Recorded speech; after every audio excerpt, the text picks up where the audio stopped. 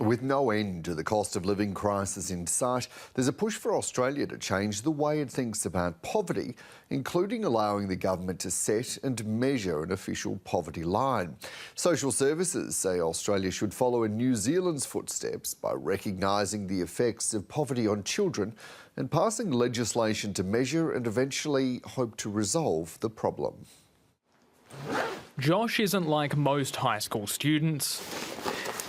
He's given a TED Talk and advocates on youth issues across the nation, but he also misses out because he's living in poverty.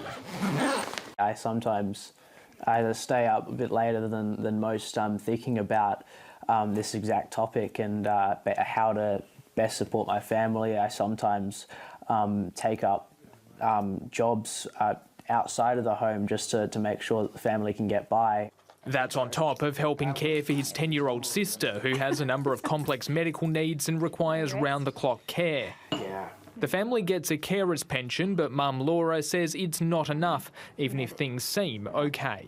They may look at us from the outside and not realise just actually how tough and how much stress and budgeting and thought and everything, planning perhaps, goes into making sure that my children are fed and clothed. Come on, Shasha, let's go collect the eggs. It's estimated about 1 in 6 children are living below the poverty line, but we don't know exactly how many. Josh and his mum are supporting a campaign run by End Child Poverty, calling for Australia to legislate a commitment to measuring the problem and ending it. It places an accountability on government, but more importantly, I think it keeps the Australian community informed. Currently, the Australian community has no idea what child poverty is like in this country.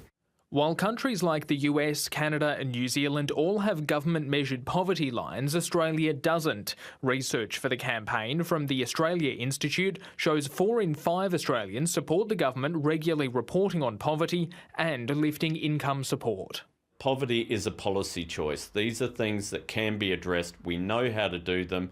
It requires a will, but if we're not even measuring it, then it makes it very easy to hide it. New Zealand introduced similar legislation in 2018. It's really important because it ensures that ongoing focus is there for successive governments. It means that it doesn't slip out of focus when issues of the day come up. Social Services Minister Amanda Rishworth didn't answer questions about the idea of similar legislation in Australia, but she says the Commonwealth has committed $200 million to help local communities reduce disadvantage in their areas. Laura wants to see payments increased and a pledge to measure poverty. We're not going to have an idea as a nation how we are actually tracking, and I feel like by the government not doing that thus far, it's very, very easy to just pretend that there is no issue with poverty. With inflation still running hot, it's an issue unlikely to shrink anytime soon. Kian Burke, ABC News.